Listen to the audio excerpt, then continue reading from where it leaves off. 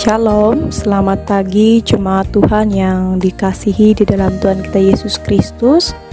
Kembali pada saat ini kita akan bersama-sama mendengarkan renungan harian Majelis Resort GKI Prukcahu, Senin tanggal 3 Juli tahun 2023.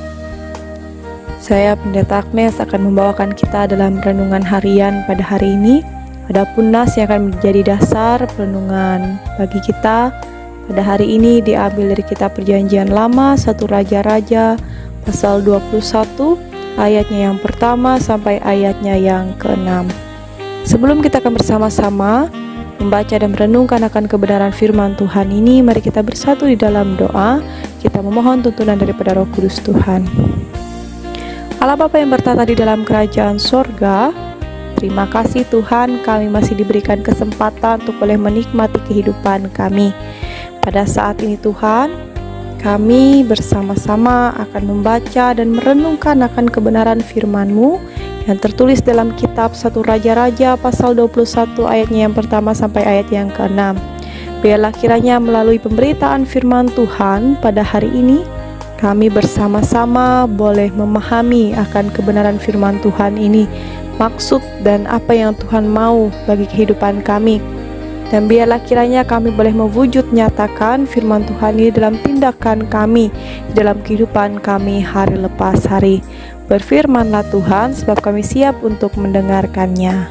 Amin. Mari kita bersama-sama memperhatikan Alkitab kita masing-masing. Kitab 1 Raja-Raja pasal 21 ayatnya yang pertama sampai ayat yang ke-6 di bawah perikop kebun anggur Nabot. Demikian firman Tuhan, saya akan membacakan bagi kita. Sesudah itu terjadilah hal yang berikut. Nabot orang Yizreel mempunyai kebun anggur di Yizreel, di samping istana Ahab raja Samaria. Berkatalah Ahab kepada Nabot, "Berikanlah kepadaku kebun anggurmu itu, supaya aku jadikan kebun sayur, sebab letaknya dekat rumahku. Aku akan memberikan kepadamu kebun anggur yang lebih baik daripada itu sebagai gantinya. Atau jikalau engkau lebih suka, aku akan membayar harganya kepadamu dengan uang." Jawab Nabot kepada Ahab, "Kiranya Tuhan menghindarkan aku daripada memberikan milik pusaka nenek moyangku kepadamu." Lalu masuklah Ahab ke dalam istananya dengan kesal hati dan gusar karena perkataan yang dikatakan Nabot orang Yizreel itu padanya, "Tidak akan kuberikan kepadamu milik pusaka nenek moyangku." Maka berbaringlah ia di tempat tidur dan menelungkupkan mukanya dan tidak mau makan.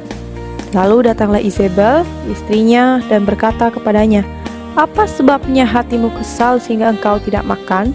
Lalu jawabnya kepadanya, "Sebab aku telah berkata kepada Nabot orang Yizreel itu, berikanlah kepadaku kebun anggurmu dengan bayaran uang, atau jika engkau lebih suka, aku akan memberikan kebun anggur kepadamu sebagai gantinya." Tetapi sahutnya, "Tidak akan kuberikan kepadamu kebun anggur itu." Amin. Untuk pembacaan firman Tuhan. Jemaat Tuhan yang terkasih, kebun anggur Nabot, dalam kisah ini kita menemukan karakter tokoh utama yang berbeda-beda. Tokoh yang pertama yaitu Nabot. Dia adalah seorang yang takut akan Allah. Dia juga teguh pada prinsip lebih daripada uang dalam hidupnya. Berpegang pada perintah Allah yang melarang menjual harta warisan daripada orang tua mereka ataupun dari nenek moyang mereka. Nah, tokoh yang kedua yaitu Ahab. Dia adalah raja yang menikahi seorang perempuan penyembah berhala. Dia memiliki sikap kekanak-kanakan yang tidak dapat mengendalikan nafsu serakahnya. Dan tokoh yang ketiga di dalam nas hari ini yaitu Izebel, yang menghalalkan segala cara untuk mendapatkan apa yang ia inginkan. Nabot, dia memiliki sebidang kebun anggur. Nah, Ahab sangat menginginkan karena letak kebun anggur itu yang berada dekat daripada istana Ahab. Nah, kemudian kebun anggur yang diminta untuk dibeli atau diganti oleh Ahab ini tidak diberikan oleh Nabot yang dimilikinya sebagai warisan turun-temurun. Nah, itu membuat kesedihan pada hati Ahab. Namun, bagi Izebel, istri Ahab, melihat hal seperti ini bukan sesuatu yang sulit baginya. Ia merasa bahwa suaminya adalah seorang raja, maka segala sesuatu tidaklah sulit untuk didapatkan. Nah, kemudian karena selanjutnya Isabel melakukan persekongkolan untuk membunuh Nabot, bahkan juga dia menggunakan beberapa orang untuk menjadi saksi-saksi palsu di pengadilan, sehingga kebun anggur Nabot ini bisa dimiliki olehnya. Jemaat Tuhan yang terkasih, beberapa hal yang bisa kita pelajari dari nas yang diperhadapkan bagi kita pada hari ini, yaitu yang pertama, sikap Nabot yang setia pada Taurat Tuhan. Ibu, bapak, dan saudara, sikap setia kepada Tuhan itu sangat susah kita temukan di dalam kehidupan setiap manusia. Nabot, sikap kesetiaannya ini tidak bisa digoyahkan dengan materi. Bahkan juga dia rela mengorbankan nyawanya. Ibu, bapak, dan saudara, iman itu tidak bisa ditawar-tawar. Atau iman itu tidak bisa diperjualbelikan. Iman itu adalah apa yang kita miliki. Nah, Nabot, dia memiliki iman yang luar biasa kepada Tuhan. Nah, kemudian juga kita memiliki pembelajaran hidup dari sikap dua tokoh yang lainnya. Dari Ahab kita dapat melihat bahwa keserakahan Ahab ini adalah sikap yang harus kita waspadai dalam kehidupan kita. Serakah itu membuat kita tidak pernah puas dengan yang kita punya. Bahkan terkadang ketika kita sudah memiliki harta benda yang berlimpah, kekuasaan, bahkan segala sesuatu yang tidak dimiliki oleh orang lain itu dimiliki oleh kita, ketika kita memiliki sikap yang serakah, kita tidak akan pernah merasa puas dengan apa yang kita miliki. Kita akan selalu mau menambahnya lagi, bahkan terkadang karena keserakahan ini akan mengambil hak orang lain. Nah, ingat Ibu, Bapak, dan Saudara, seperti doa yang diajarkan Yesus dalam doa Bapa kami, berikanlah makanan kami yang secukupnya. Nah, orang yang tahu bersyukur adalah orang yang dapat menikmati kehidupan yang diberikan Tuhan. Dia menikmati apa yang sudah dia punya, dia menikmati apa yang sudah Tuhan berikan atas kehidupannya. Maka dia akan benar-benar menikmati kehidupannya di dalam Tuhan.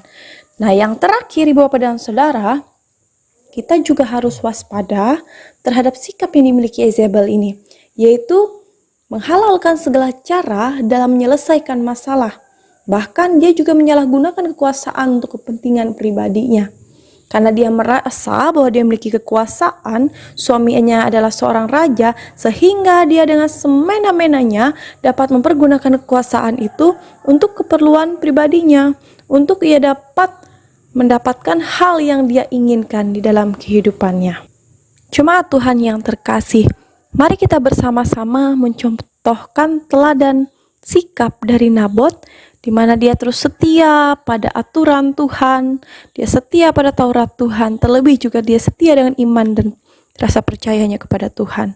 Nah, jangan sampai kita menjadi orang seperti Ahab ataupun seperti Isabel dalam kehidupan kita. Ketika kita sudah memiliki apa yang kita miliki sekarang, syukurilah itu. Karena tidak semua orang memiliki hal yang kita miliki sekarang. Dan ketika kita memiliki kekuasaan yang dipercayakan Tuhan kepada kita pada saat ini, pergunakan kekuasaan itu dengan baik dan semestinya pada jalannya, pada ketepatannya. Jangan malah kita gunakan kekuasaan itu untuk kita merendahkan orang lain, atau kita pergunakan kekuasaan itu untuk kepentingan kita pribadi. Nah, jemaat Tuhan yang terkasih, semoga firman Tuhan ini boleh terus memberkati dan menyertai kehidupan kita senantiasa. Amin. Untuk firman Tuhan terus setia dalam setiap kehidupan kita, setia kepada Tuhan Yesus. Amin untuk firman Tuhan. Mari kita bersatu di dalam doa, kita berdoa. Allah Bapa yang bertata di dalam kerajaan sorga, terima kasih untuk firman-Mu yang boleh diperdengarkan bagi kami pada pagi hari ini. Tuhan Yesus, kami memohon Engkau boleh memampukan kami untuk terus setia kepada Tuhan dalam setiap kehidupan kami. Jangan biarkan kami serakah seperti Ahab, dan jangan biarkan juga kami hidup di dalam ketidakbenaran seperti Isabel, di mana kami melakukan segala sesuatu, menghalalkan segala cara untuk kepentingan pribadi kami. Tapi mampukan kami untuk menjadi orang baik di dalam kehidupan kami, setia kepada Tuhan, dan juga setia dalam setiap kehidupan kami hari lepas hari. Tuhan Yesus, pada kesempatan ini kami akan bersama-sama berdoa bagi jemaat Tuhan yaitu Jemaat Kanaasi Olung Muro. Biarlah kiranya Tuhan boleh memberkati setiap jemaat Tuhan yang ada di sana. Biarlah Tuhan boleh memberkati usaha pekerjaan mereka, kehidupan rumah tangga keluarga mereka, pekerjaan mereka juga boleh Tuhan berkati, sehingga semuanya dapat menghasilkan sesuatu hal yang berguna dan bermanfaat bagi kehidupan mereka, dapat menyokong kehidupan rumah tangga keluarga mereka. Demikian juga Tuhan boleh memberkati anak-anak yang mereka kasihi, sanak saudara, keluarga, kerabat mereka. Kami juga berdoa bagi penatua diakon maupun pendeta yang boleh melayani di Jemaat Kanaasi Olung Muro. Biarlah kiranya mereka boleh menjadi berkat dan diberkati Tuhan, dimampukan dalam setiap tugas dan pelayanan. Kami juga berdoa ya Tuhan bagi seluruh pendengar setia renungan harian Majelis Resort GKI Prukcahu.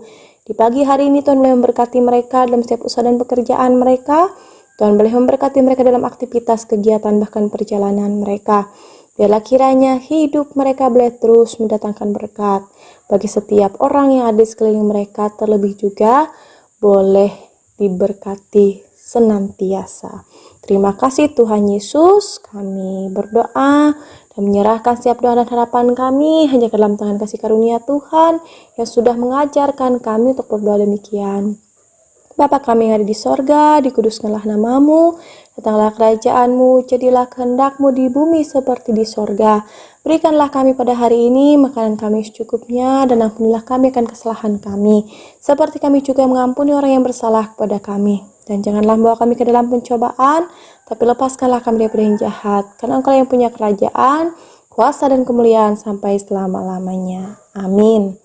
Baik Ibu Bapak dan Saudara yang terkasih, terima kasih karena selalu setia mendengarkan renungan harian Majelis Resort GKI Prukcahu. Semoga setiap renungan yang disampaikan oleh pendeta dari Resort GKI Prukcahu itu boleh menjadi berkat bagi semua pendengar, dan Tuhan Yesus akan senantiasa memberikan kebaikan demi kebaikan bagi kehidupan kita. Terima kasih, selamat menjalani aktivitas pada hari ini. Tuhan Yesus memberkati kita. Amin. Tuhan memberkati engkau dan melindungi engkau. Tuhan menyinari engkau dengan wajah-Nya dan memberi engkau kasih karunia.